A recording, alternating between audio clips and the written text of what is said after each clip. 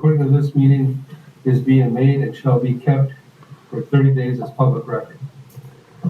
And Pledge of Allegiance will be to do that. Okay. All right, ready to begin. I pledge allegiance to the flag of the United States of America and to the republic for which it stands, one nation, under God, indivisible, with liberty and justice for all. You may be seated.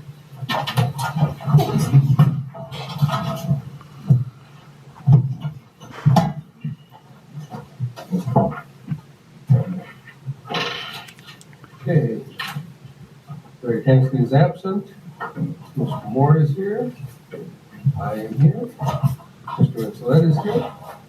Jim Bender is absent. And is Ms. Gassion.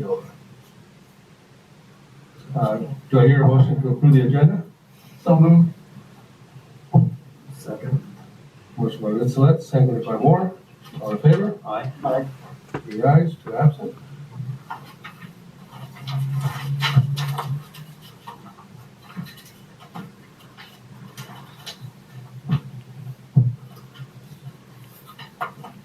Special education. Hello, everybody. Okay. So I'm here tonight to talk about, briefly about our special education plan. Every year in special education, we have to write a special education plan, which is kind of equivalent to the district's LCAP plan for our special needs students. This is an example of this year's, just so you guys have an idea. It's a very extensive report. The state has now added in the requirements for the report. They've added this year the requirement for us to start merging our special education plans with our LCAP plans, because they want to be able to see that the special education students are receiving the same services that the general education students are receiving in the LCAP, and so they're not just kind of kept to the side. So I had to create a presentation for the county to show them how we can merge the special education plan with the LCAP, and that's what I have here. I decided to do my presentation as a PowerPoint. I presented it to the county, which went very well. So hopefully we can start.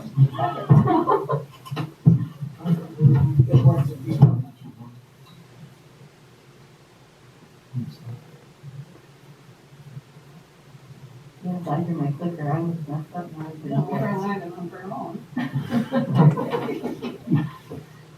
Okay, so I'm just going to kind of go through. The first page is just the consultation information, who was on my presentation team, and then I would be the contact person for any questions pertaining to this plan.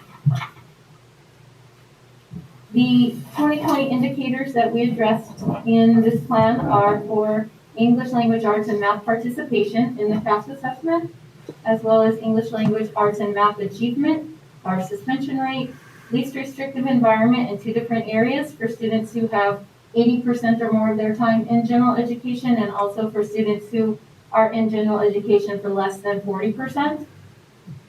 We had to do the same thing pertaining to our preschool special education students. Those are our 3 to 4-year-olds. And the next one was preschool outcomes, how the students are doing when they are ready to transition out of our preschool program. And post-school outcomes, which are for all of our graduating seniors. We follow up on them after they graduate of the following years to see whether they're continuing in education or whether they are employed. And then the last one is chronic absenteeism. They started out by asking me specific questions before I got into the goals. So the questions that they asked are on here. How do you ensure that students with disabilities have access to fully credentialed teachers? What I have for that is that SKUSD will pursue more credentialed teachers through advertising and recruiting.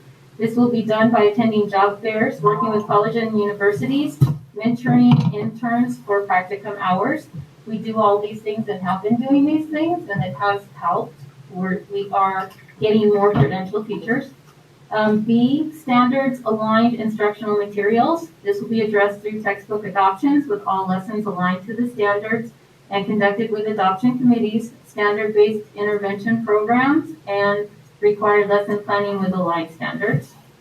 And C, appropriate school facilities that are maintained. All of our school sites and facilities are maintained regularly by our maintenance grounds departments. In addition, we make sure to assign classrooms that meet the needs of the students who will occupy it. For example, we take into consideration the distance to the restroom, the size of the restroom, sinks, things like that, because we do have more severe students that require changing and need tables.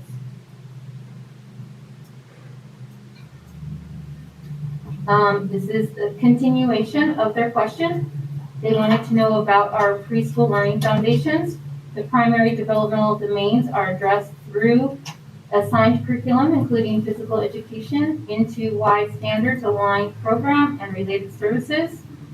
Into Y is a computer-based program that we have for our more severe classrooms, and it is very well laid out for all different kinds of ability levels and to address all of our students' needs, and it is aligned with state standards. The areas that we cover are social and emotional development, language and literacy, English language development, mathematics, visual and performing arts, and physical development and health. The next area was English language development. All teachers are required to hold a CLAD certification if it is not built into their credentialing program. And SKUSD has designated ELD instructors who've been specifically trained to implement our ELD curriculum, which includes the following. And I just individualized the programs that they use at elementary, middle school, and high school. Student achievement, we have to address our improved academic outcomes. I did this through standards aligned curriculum, professional development for our staff, pursuing fully credentialed teachers, creating best first instruction through curriculum guides, lesson plans, and preparedness, mentor teachers for our new teachers, analyzing and utilizing data, and professional learning communities. Increased college and career readiness. I have that Rosamond High School is an early college campus, which offers college classes in conjunction with high school classes. We have a Success 101 class that's available for all students. Various career pathways offered for vocational studies. Specific for special education, we have Transition Planning Inventory, which is called the TPI-2.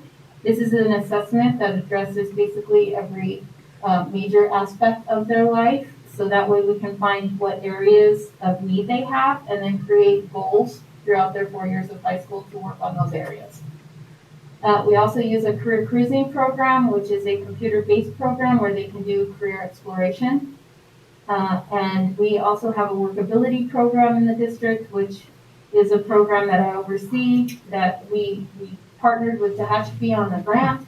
And basically it pays our special education students to work in the community. So we place them in jobs and we get progress reports from the places of employment on the students, and it gives them work experience and a resume when they graduate high school.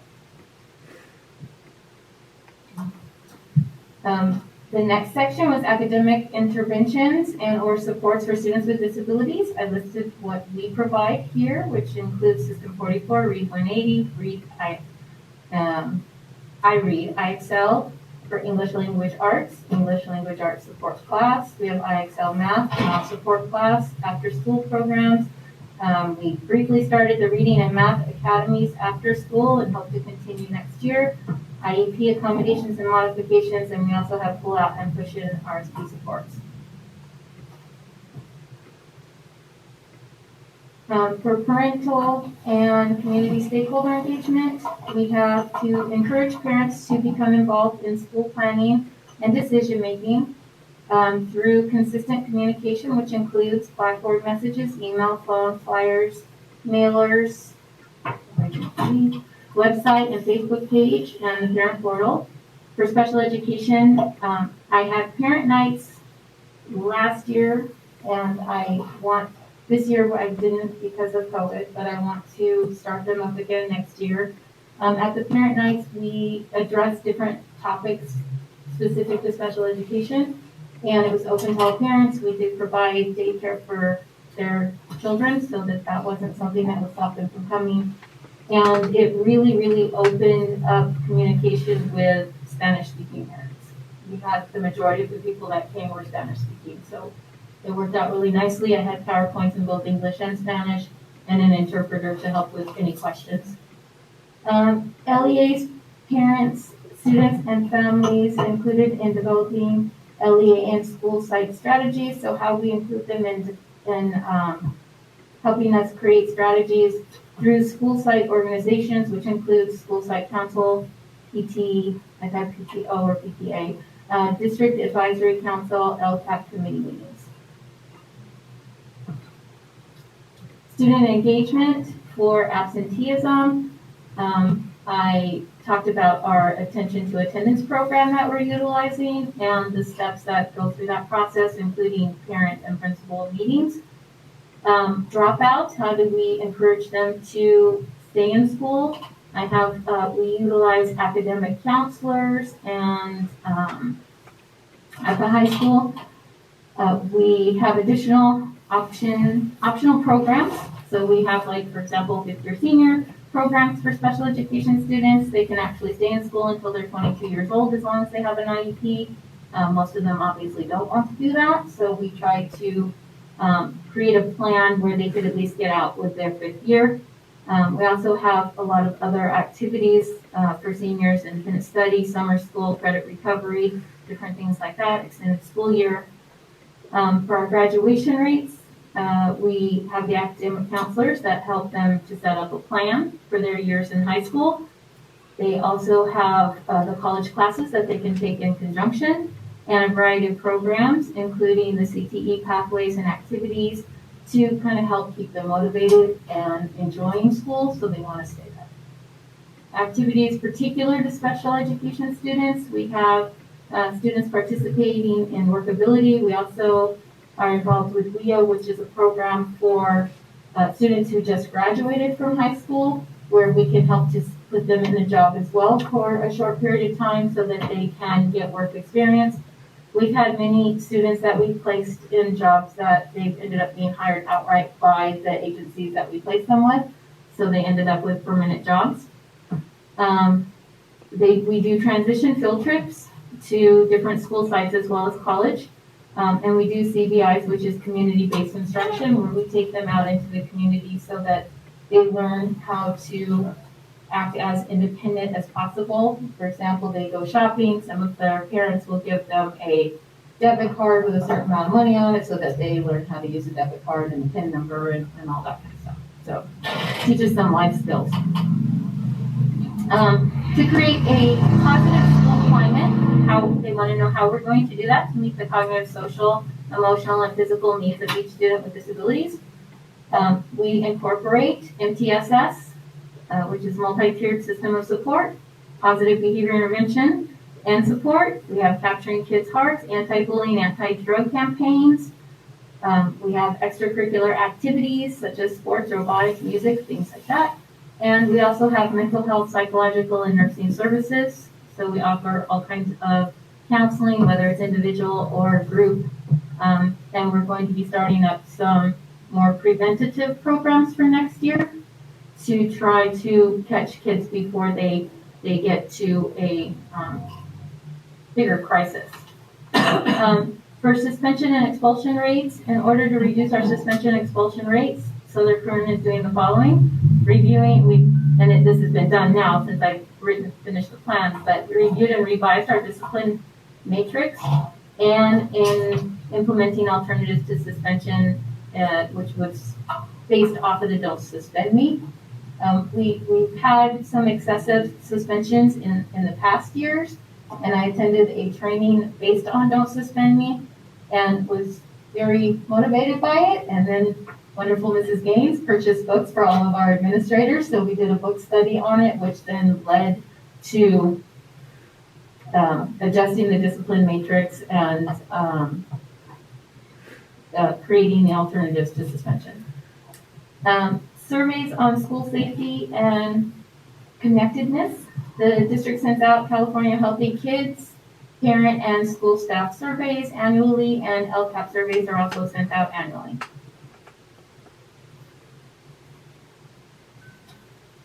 Course access. How does our LEA ensure that all students with disabilities receive instruction aligned with California state standards and with interventions, accommodations, and such? So we have SKUSD utilizes curriculum aligned with the California state standards. We have RSP and SDC students who use the same curriculum that all of the general education classes use. We have SDC moderate to severe students who also used standards aligned curriculum. It's through the N2I program, which offers them all kinds of lessons in varying modalities. All students have one-to-one devices with access to curriculum. All students have access to the same interventions as listed above. And all special education students have IEPs with developed accommodations for their specific needs. SDC and RSP classes have paraeducators that are in there to provide any additional one-to-one assistance or tutoring or whatever is needed for the child to be successful. These are areas that we addressed in our previous plan. So this is from the plan that I had, that we got the results from the previous year. ELA and math participation, the district implemented the following. We did training on the importance of state testing, administered practice tests to alleviate anxiety, and had some computer-based skills training for students to make sure they were familiar. And these strategies did not result, unfortunately, in an improved outcome for our students. And I found out why it didn't improve, and I will get to that when I get to this year's plan. So that was for participation. So basically, we didn't meet the 95% of our students taking the test. We had too many students that were opted out by parents. Okay, next section is for English language arts and math achievement. So they do better.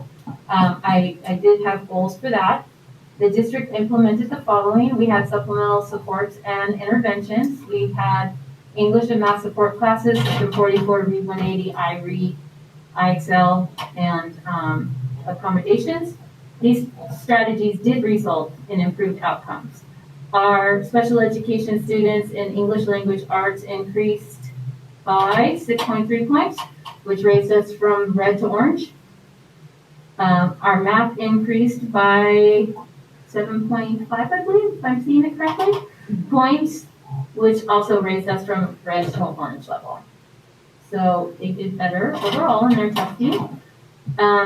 For least restrictive environment, for 80% or more, the district implemented the following.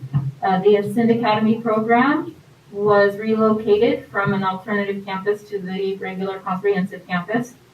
The district expanded the inclusion program. District continued training and implemented the Capturing Kids' Hearts program. And these plans resulted in improved outcomes, which included growth of 2.03%. I should probably bring out my thing, because I have it here. No. So then least restrictive environment for less than 40%, we implemented basically the same strategies. We increased our mainstreaming. That was one that was different. We increased our mainstreaming in elementary school and added additional training for staff, and that also showed growth, and we received improved outcomes with that as well. Current actions. So these are our current actions. We're continuing to work on English language arts and math participation, and I have the strategies there, as well as how we are aligning it with our LCAP. So I put in there the LCAP goal it aligns with and the action that it aligns with. So Our staff training, we're gonna have staff training on our expectations of state testing participation and our district board policies. We did have a couple of teachers who recommended to parents that they opt their children out of testing. And that's part of the reason why we did not meet our participation goal. So we do have board policy that states that they are to do that or not to do that. So I will be holding training before next school year starts. I did one this year already, and I will do one next year to make sure that they all understand what the policy is and that they cannot opt students out of testing. It's a parent's decision only. For math and English language arts achievement, although we did make growth, we went from red to orange. We want to try to get from orange to yellow now. So we're going to continue implementing the same strategies since they worked before. We are also going to add in the academy, the after-school academies as well.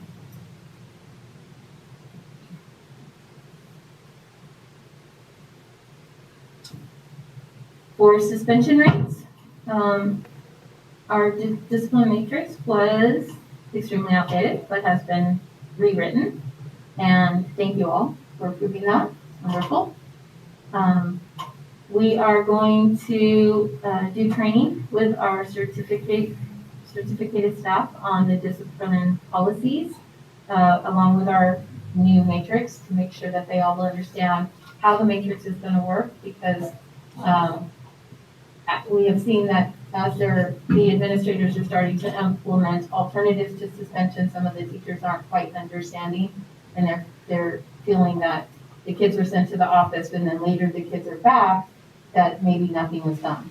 But there were things done, it just wasn't a suspension. And I have the LCAP standards, as I said, aligned with each one. The LRE, 80% or more, district needs to expand upon inclusive practices in our elementary school.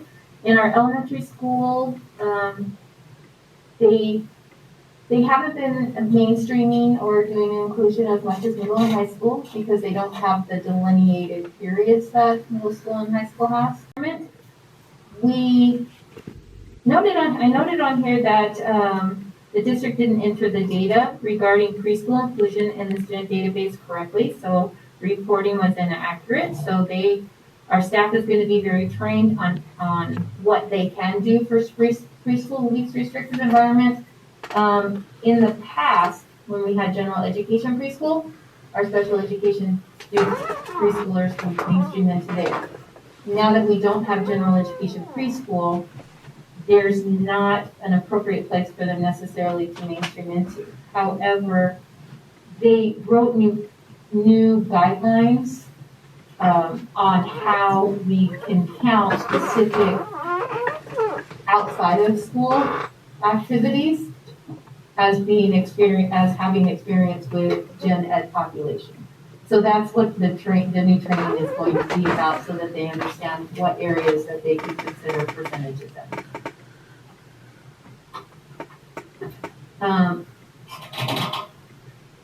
The preschool outcomes. This one is related to DRDPs. DRDPs is an assessment for preschoolers, like CASP is an assessment for the other kiddos. And our DRDPs, we had a couple of new people last year who hadn't gone through the state training and didn't rate the scales appropriately, which skewed our results in a negative way. The state has opened up that training now, so I've already been able to sign up our people in it, and I'm happy to say they've all taken it, and they are now all certified and trained for administration this year. Post-school outcomes.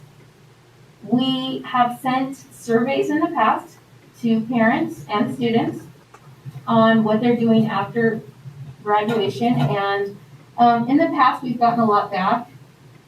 This year we did not get any back for last year. So that came up as a red flag, so we want to work on that. And what we're going to start doing now is we've already sent the surveys out for the kids that graduated at the end of last year. We're supposed to send them out close to the end of this year. We sent them out. We sent them a little earlier so that we can follow up with phone calls and maybe home visits if we need to, and things like that to make sure that we get the data that we have to have for that.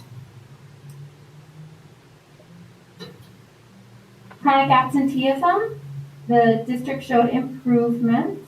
We did move from red to orange in this category as well.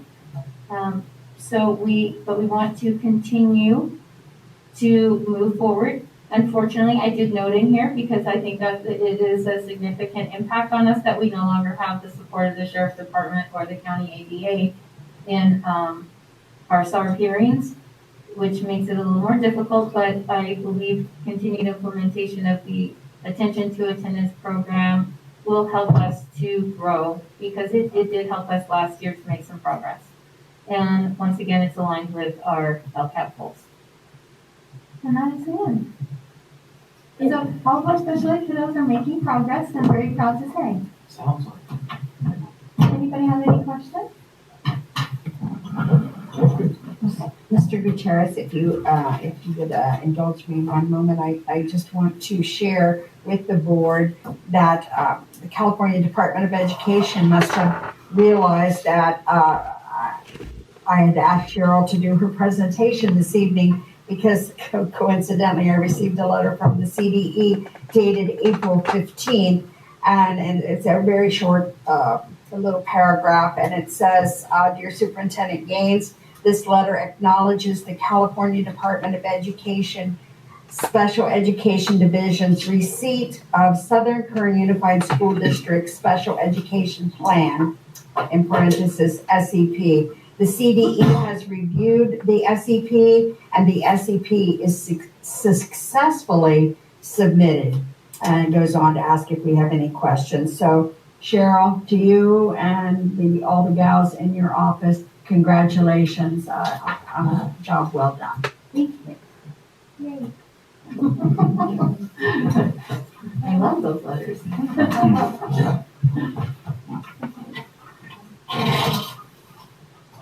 Okay, temporary extracurricular grade point eligibility policy. Instructor. That's me. So, if I just stand here, that look weird? No. All right. Oh, weirder than us, don't worry about it. Yeah, thanks for having me, and for everyone watching, thanks for watching. I'm Mrs. Akinini, I know you're watching too. She watches every board meeting. I don't have like a PowerPoint, but I do have something to show you that I thought was interesting. This was in my box, it was high school today, and it says, involvement in activity programs matters now more than ever, and you have some guy on the shoulders. That looks pretty fun. But it's true, activities definitely matter for these kids right now. We've been suffering at home. Well, they have. I've been coming to work. But they've been suffering at home, and everyone has their own unique situation. And these grading policies were definitely, and I'm not talking about just our no-F policy, but just the 2.0 standard across state was definitely created for the optimal environment. Our coaching staff reached out to me a few weeks ago and said, hey, some of our kids are not going to make it. Is there anything we can do? Can you talk to the superintendent or the board? And I did a bunch of research, talked to a bunch of athletic directors throughout LA County, Kern County, Mono County, and they've adopted Governor Newsom's AB 908, well, it's Assembly Bill AB 908. It essentially allows student athletes to play with below average grades, okay? I know that would be totally frowned upon in any other environment. But a lot of school districts, in fact, every single one that I've spoke to has adopted this just for this school year. It does require an academic probation for every student. That obviously needs to take advantage of this program, and I have a policy, I have a contract that I got from another school district, put in our information there. It looks pretty good. I gave some copies of Sally if you'd like to look at it. But what it would do, it would require every athlete who has below the 2.0 or an F, in our case, because we have the no F policy. It would require them to improve their grades and continue to participate in athletics this year. If we do agree that this is okay and we can move forward with it, it is after the third quarter report card came out, so it wouldn't really encourage kids to get bad grades, but I think it would encourage them to improve their grades because they kind of have to if they want to continue to participate.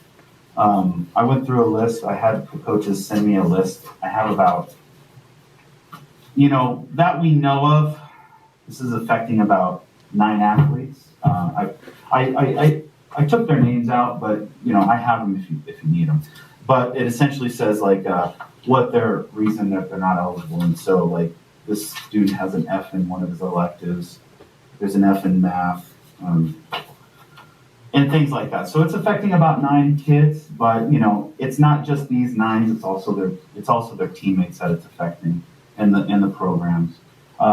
You may not be aware, but participation in athletics this year is very low. We only have varsity program this year because kids are at home. It's not in their face all the time. So, but the ones that do want to come out, they want to compete. They want to participate. And some of their friends just fell by the wayside here, unfortunately. But I am happy to report. I have looked into their grades. They have been coming up quite a bit, substantially. But right now, under our current situation, they still can't play. So I would hope, I don't know if it needs to be voted on or how this works, but if we can just accept that assembly bill policy and just temporarily waive the 2.0 requirement that's in our athletic code and the no F policy just for the remainder of the year, it would give these kids an opportunity to finish their senior year, because a lot of them are seniors, finish pretty strong, and it would definitely improve their grades. It would only help their grades, to be honest. So that's pretty much all I have. The waiver would be for the current semester. Yes, And the spring or the fall semester. back to the old days. Because, I understand that when I work on a computer, it's not the same as in classroom. So, I can understand at that point, but I definitely want to go back to our old standard as soon as possible. Did you just say we would only have this until? It's just this school year. I think we need to go beyond the school year because I've got some comments. I'm thinking some of the kids that are still out, Right. because we have a lot of high school kids that are not back yet. We have to consider the ability to be a waiver for at least the fall sports. I mean, not fall, fall. Well, like football. I'm not disagreeing with you, but the reason why I'm suggesting the other is because I've got other proposals that I would like to have and look at, and it's just saying is, I want to see metrics. I want to see in things like, okay, how many are fall involved, grade point average. I want to see what kind of effect it's had on the district's grade point average, because that's one of the things that I've heard this being put in because of that it would raise, did it raise it? We don't have those metrics. And I think a good year would give us those metrics to compare. We can't get the metrics back from the previous, but it'll help us determine how effective that policy is, the current policy. And, again, it comes down to is that I wasn't here when the policy was put in and so forth, but was there any guidelines set to say, okay, what kind of research are we going to do to see how effective this policy is? I don't think that ever happened. Okay. Good to know. Thank you. So you're referring to our no F currency, right? Because the CIF 2.0 rules. Yes, no, talking about the NOAA. Do you know what Tehachapi's own rule is? Tehachapi Unified School District? I haven't been able to get a hold of that after the corrective reason. It's 2.0 NOAA. Okay. Mojave has no sports this year because of COVID and all that. Mm-hmm. Most of the districts around us are 2.0 NOAA. And I think only one of them, which is Antelope Valley Union High School District, did a waiver. But, when you have 1,300 kids, 14, I don't even know, it might be more than that, 3,000 kids they might have in the whole district. Oh, more than that. Yeah, I was gonna say, I don't even know. So, you might, I was gonna say, that's a high. That's school. just one high school, but they might lose 500, 600 athletes. I mean, we're losing 9. Do you know where those 9 are from? Like which sports? Like which sports? Oh, I have the emails. Definitely though, yes, from the coaches. Like, are they all from one sport? No, Is it affecting a whole team? Or is it like, oh, okay, we lost 2, but we still got 13? not spread out. It's like basketball, soccer, things like that. I to be honest though, like this year, I talk to these kids all the time. I'd be up here for one kid though. I mean, just for this year. So I think he was talking. You were speaking, correct me if I'm wrong, like more of a permanent change to the NOAP policy. What I was looking at this point in time is I want to see year of data, and then probably go back to the NOAP policy for another year, and then come back and look at it in its entirety. Because we have no data. We don't know what kind of effect this is having other than it's preventing kids from. Is that our really intent? Is prevent kids from playing because they got 1 F and they got better than 2.0? I'm sorry, I just, we're supposed to be here for the kids. Yeah, but we'll deal with that later. Right now, we're gonna deal with, looking over the waiver for the year. So the kids who, might be eligible will be able to play, and then we'll look some data, and I'll tell you right up front, I am for the NOAA policy, And you know my feelings, I'm not. and, I am too. just because when we implemented it, I really think it raised a lot of our kids' standards. And I was one of the kids that always did just enough to get by so I could play. So, but at home, if I got it out, forget about playing anything. I don't care if it was in That's a basketball. family policy, no. It was a family policy. And I know in my household, as my kids were growing up, there was an OF policy. In fact, there was an OD policy. Right. You had a D, you were gonna go to practice, but you were not gonna do anything until that thing was up to a C. I mean, we all know a 2.0 is what? Straight C. Right. So Exactly. you go to college, you get a 2.3, but you have a D, you're out because that's considered I'm felony. not passing, yeah. To me, an F means whether you're a cheerleader, you're in band, you're in anything. F means you're fouling, you're doing that. That means you need to take those 3 to 4 hours you've been on the ball field, practicing band, practicing cheer, anything you're doing. You need to spend those hours in the classroom, studying, getting help. I mean, yeah, some people, they might say because of COVID, but we all knew in the back of our minds that life would come back at us sometime, and it came quick. But we all knew sports would probably be back, so you could have tried to at least keep grades up, contact your teachers, get extra help. That's what I think. But I don't know.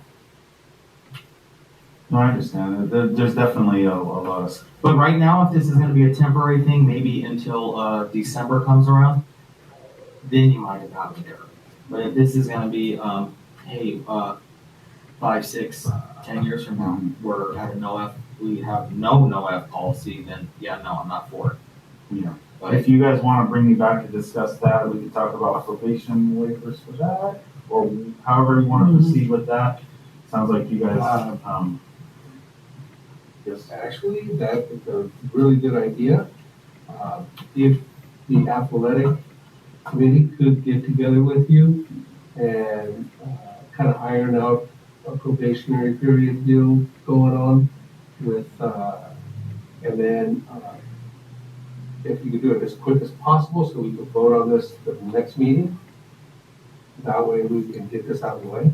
Are we speaking about the temporary? Yeah. I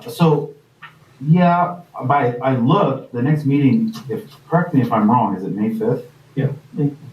So I was hoping we could take action today because cannot. we're having like 20 games And our soccer season is going to almost be over because everything's so compact. Right, but we do not have it on the agenda as an action item. Mhm. We cannot vote on it if it is not an action item. But So, if you and the athletic committee can get everything ironed out and in line, then we might be able to vote on it May 5th. so that's, I mean, we gotta follow our protocol. I know. Yeah. I guess I just don't know all the things that need to be voted on. I was looking at like the athletic code and yeah. Yeah. If I'm confused, if you had to vote on it or. Anytime that we do any kind of change to any of our policies, they have to be voted on. Okay. Mhm. And it has to be a 3-point or at least a 3 vote. Uh-huh. So we need to make sure that, it'd be nice to have us all here. That's what we're hoping for. It has to be on the agenda. We would have had to iron all this out Mm-hmm. prior to last Friday Mm-hmm. to be able to get it on the agenda. No, I understand. I mean, okay. All right. What we can do is, I can have Miss Sally contact the board members who are on the athletic committee and, also yourself, and then we can set up a meeting so that we can iron this out and in time to get it on for the next board meeting. All right. I appreciate it. Thank you so much. I do have one more question. Sure. If a kid's fell on your media class, would you want them out playing baseball or with you, getting help? Hence. Just your personal preference. Maybe even if it was your kid. Would you want your kid out on the ball field with Nap or would you want them home studying? You don't have to answer it today, you can think I'm about totally gonna answer it. it. Okay. I mean, if they're doing well in all the other classes and for some reason, like, I had one student who was like, I'm always late to your class because I have to get my kids, my siblings online because my mom goes to work, and it's like, I need you to try your best, and I understand, but then you have the parent going, you're watching the kids all day, that's just kind of the environment we're in. So I guess it would depend on the situation, but I mean, from the things that I've seen, I would say this year, yeah, probably not in another year. If I knew that they were really just taking advantage and not coming. But you guys have any other questions? Enjoy the rest of your meeting.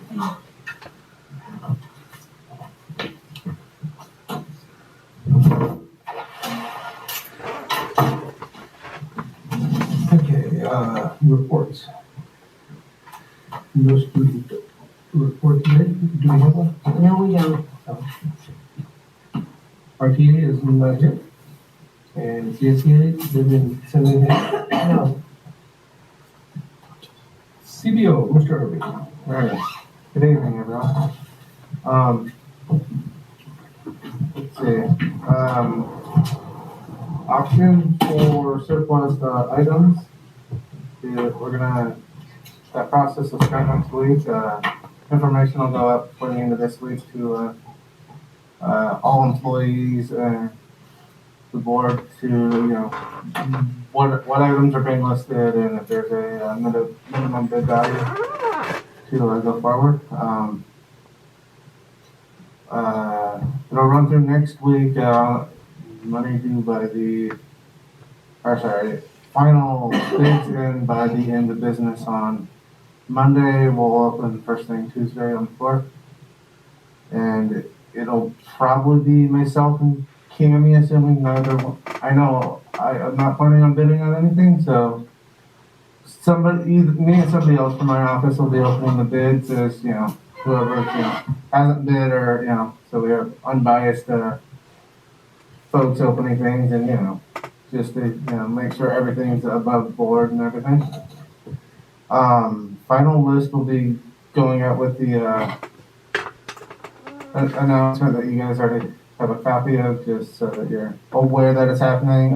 There's, 2 vehicles on the consent agenda for tonight, so we wanted to make sure that, if those are gonna be listed or not, we wanted to make sure the list we send out has everything on it as, correct before we have to send out a list and then, add to or detract from.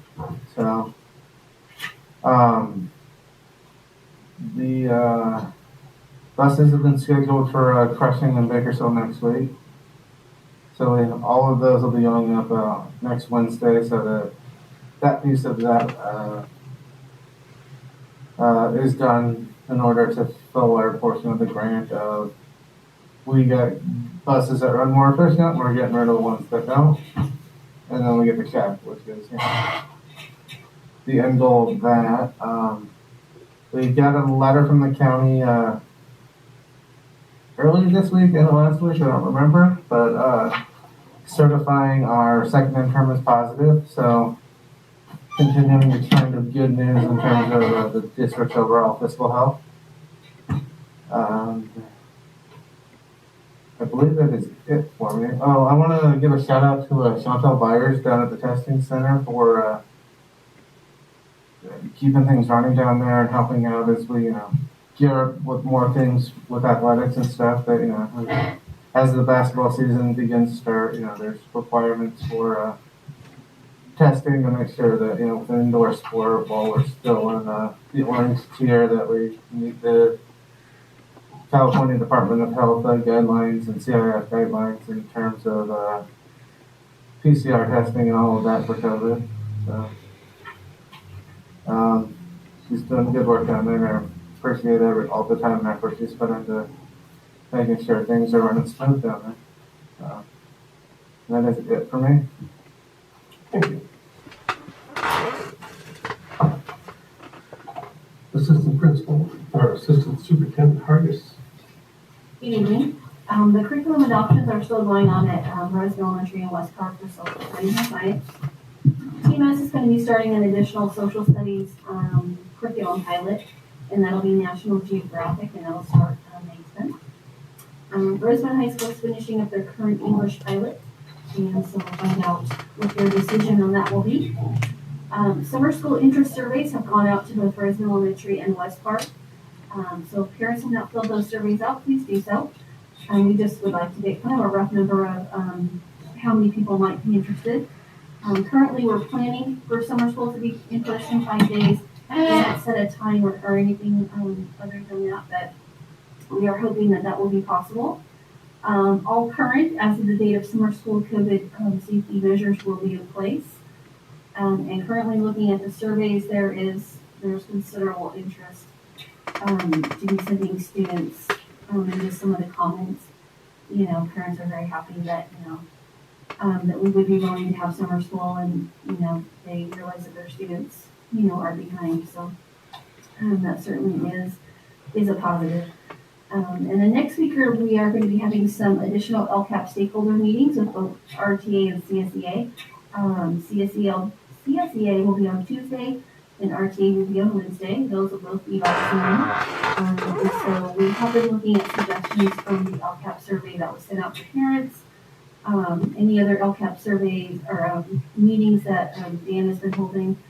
We've been looking at those suggestions and looking to see if we can put some of those suggestions into the LCAP general cabinet meeting. So we are looking forward to some suggestions from CSEA and RTA. So hopefully everyone will make a good effort to be a part of these meetings.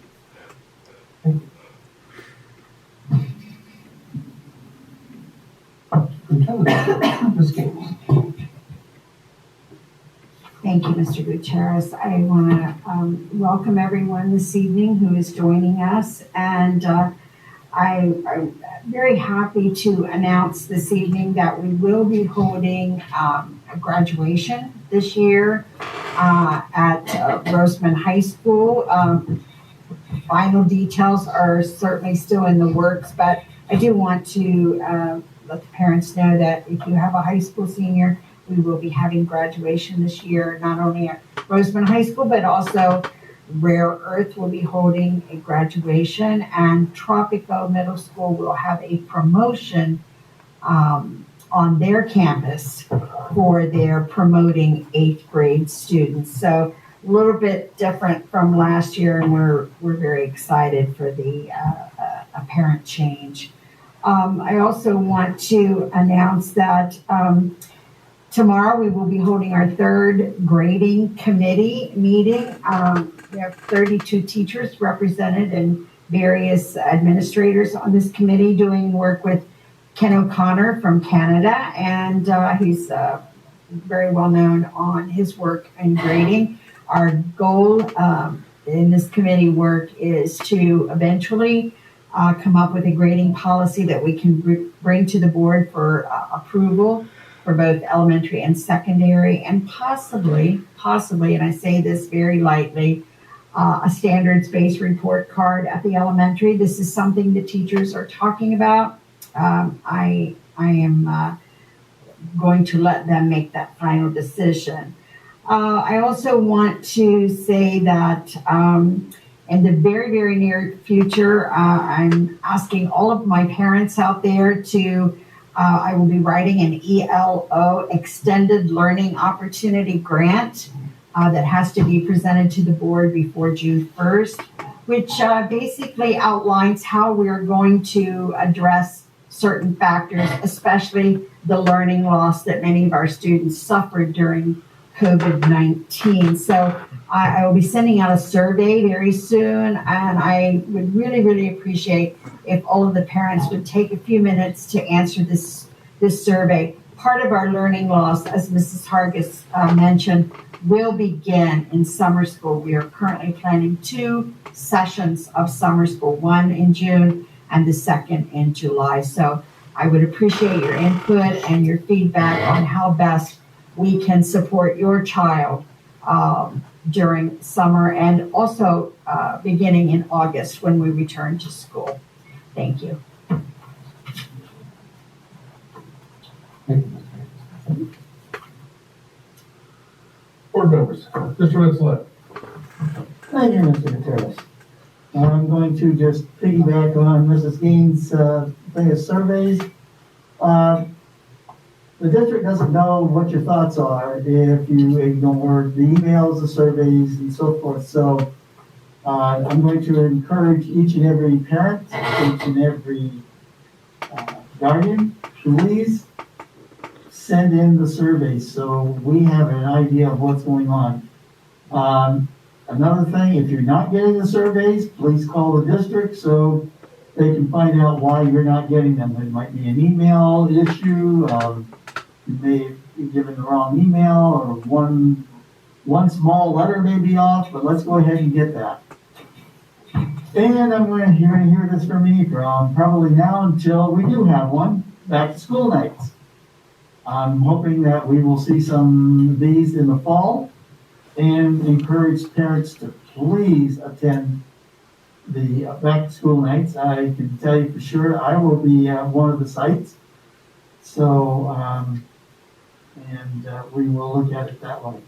And for the folks who are watching us through videos, please continue to do so. Thank you for tuning in. And that's all I have. Okay, so I want to thank the parents who are watching. Yeah, I think we need a lot of parent engagement. I like to see the parents involved with the students and teachers. For instance, I got down at the LCAP meeting and ran over to the Foster Freeze because they were having a senior night. I just wanted to see how many seniors and their parents were there, and grabbed a quick little drink and came back for the board meeting. And that's pretty much it. I hope all the students and teachers finish out the rest of the year smoothly. I want to thank everybody for tuning in tonight, and I want to thank Mr. Armstrong for bringing that policy forward, and we will work on things as we get a chance to. With that, Sally, do we have any comments from the public? No, we don't. We'll discuss with the verbiage and move on to item 7, which is approved minutes of April 14th and all consent items. Does anyone have any questions on them? Here I do on B. It's probably a question for Robert. The truck 51 and 52 asset disposition, it said it should have been involved in the January of 2018. I'm just wondering why it wasn't. That I am not entirely sure.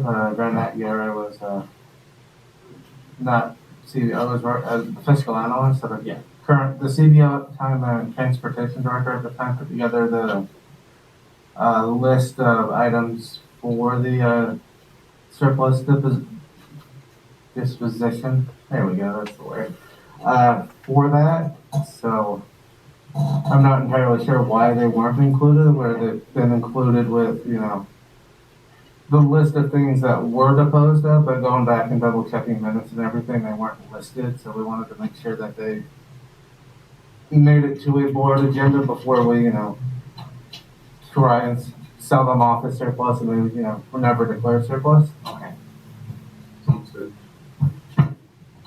So, with that, I'll make a motion to approve consent items A through D. I'll second that. Motion by Moore, seconded by Vincelette. All in favor? Aye. Any ayes? 2 absent. Temporary extracurricular grade point policy, Ms. Gaines? Not a whole lot extra to add this evening, Mr. Gutierrez, other than I will be calling a meeting with the athletic committee and in preparation to bring this policy back at our next board meeting. Thank you. D, which is COVID-19 compliant venue for in-person specific board meetings. Yes, sir. This is just for discussion this evening only. I'd love to hear from the board. I am thinking that it would be nice if we could, of course, keeping in lines with the mask and the 3 feet of social distancing, begin to either welcome back with a limited seating capacity here in the boardroom, or hold our board meeting at one of our multi-purpose rooms beginning in May. And I just wanted to see how the board feels about that.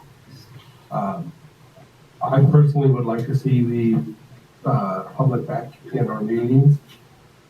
If we could switch over to Rosamond Elementary and use their facilities there. And I would still like to live stream it like we have been. I think a lot of people have been able to join our meetings without having to be here, which I think we should continue to do. So my opinion is I'd like to see it come out. Me too. All in agreement. So with that, I would suggest, because we cannot vote on it, that we look into holding a regular meeting again, but with the COVID restrictions that we have to have. And I think one person for sure, Dan, I'll have to get some input from you on what are our capabilities. Are we able to live stream from Rosamond Elementary or West Park, either one of those elementary schools? And so we'll look into that. Okay. Thank you. And then we have second reading, review of board policies, ARs, and exhibits. Ms. Gaines. Yes, sir. These are just for your second reading, not for approval this evening. The ones that you might have a question about, where there are options, Sally has very graciously typed out the options that are the ones that we are selecting, and were selected by the board policy committee. So just for your second review, they will return first board meeting in May for board approval. I had a question like on BP, the 3515.3. Yes. You have 2 options there. Was there a decision on which one the committee preferred? Actually, we have both. We have the security type of campus security, and they carry no firearms. Right, but it says option 1 and option 2. Option 1 is not a policeman, it's a security, and option 2 is no firearm. The other part of that option 2 would have been with firearm. So it would be option 2, but that's with a security guard with no firearm. Yes, and security guard is one of the choices in option 1. Okay, yeah, but it's very confusing when it's laid out. Okay, Well, wasn't one of the options, wasn't on option 1, wasn't it saying security and school police or something like that? yes, But we call our security, so we chose security, and then it says firearms, do they carry firearms or no firearms? And we said no firearms because they don't. So that would be option 2. No. Option 1 is security, It's because no. we're not having a police or sheriff's here. Option 2 is just no firearms. so you have to make a choice in both. Because option 1 was police Oh, okay. or security, and So it option would 2 be was option firearms 2 or no is firearms. with firearm or without firearm. Yes. Without Yes. firearms. Yes. So in That's just option, confusing the way it's laid in out. option 1, we had a choice of a security or a policeman. So we have security, so. Option 1 was the security. Okay. And in option 2, we have a choice of firearms or no firearms. Okay, so there's 2 choices there that you have to pick, Actually, there's 4. if you There's count. 4. Yes, and we are down to but 2. we're done. Okay. Yes, Now it makes more sense. But it's just the way it was written, it's like, okay, I know we have security and no Yes. firearms, but, thank you. okay.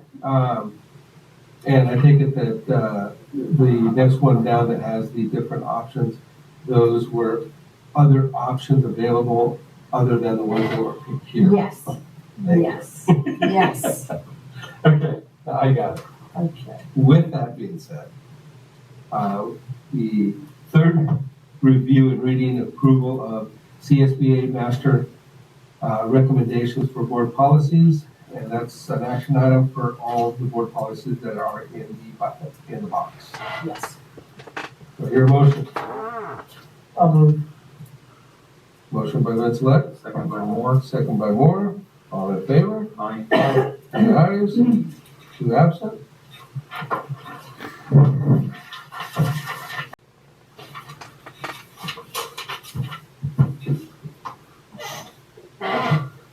Approve the following list of personnel items. And I had actually no real questions except for the 39-month rehire. Is that we are actually rehiring them? Correct? No, No? that was a person that, worked for the ACES program that used up all of her leave. So because she's out of that leave, she's now on the 39-month rehire list, so the Okay, next. so she is going to be Yeah, yeah, not so, terminated, but released on a 39-month rehire. right, so then over the summer, when we, have postings for that position, she will get first. Right. Right. It's just the way it was written, it didn't say whether they're going to be brought in or. Okay, with that, I will take a motion for the personnel as written. So moved. Made by Vincelette, Second by Moore. second by Moore. All in favor? Aye. 3 ayes, 2 absent. And I will make a motion to adjourn. Second. Second by Vincelette. All in favor? Aye. 3 ayes 8-12. and 8-12.